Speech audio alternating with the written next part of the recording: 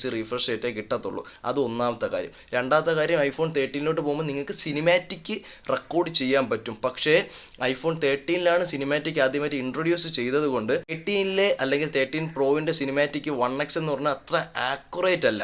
അത് നമ്മുടെ വീഡിയോസിൽ ഞാൻ പറഞ്ഞിട്ടുണ്ട്, അത് പ്രൂഫ് സഹിതം ഞാൻ കാണിച്ചു തന്നിട്ടുമുണ്ട്. അപ്പോൾ 12 പ്രോയിൽ എന്ന് പറഞ്ഞാൽ നമുക്ക് സിനിമാറ്റിക് എന്ന് പറഞ്ഞ സാധനം ഷൂട്ട് ചെയ്യാൻ പറ്റത്തില്ല.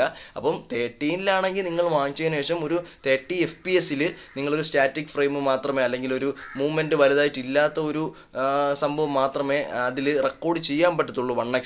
ഇൻ കേസ് 14 ആണെങ്കിൽ പോലും നിങ്ങൾക്ക് 1x മാത്രമേ സിനിമാറ്റിക് ഷൂട്ട് ചെയ്യാൻ പറ്റൂ. 14 4K ഷൂട്ട് ചെയ്യാൻ പറ്റും, 13 1080p 30 നിങ്ങൾക്ക് സിനിമാറ്റിക് ഷൂട്ട് ചെയ്യാൻ പറ്റൂ. ഇതിൽ ആണെങ്കിൽ അത് നടക്കത്തില്ല. അപ്പോൾ നിങ്ങൾ ഡെയിലി ലൈഫിൽ നിങ്ങൾ സിനിമാറ്റിക് ഷൂട്ട് ചെയ്യുന്നുണ്ടോ എന്ന് നോക്കുക. അങ്ങനെ ഷൂട്ട് ചെയ്യുന്നവരാണെങ്കിൽ നിങ്ങൾക്ക് 13 പോവാം. ഇല്ലാത്ത പക്ഷം 12 പ്രോ എടുക്കേണ്ട ആവശ്യമുള്ളൂ. അത് മാത്രമേ ഉള്ളൂ. അതും ഇതും തമ്മിലുള്ള ആ ഒരു ക്യാമറ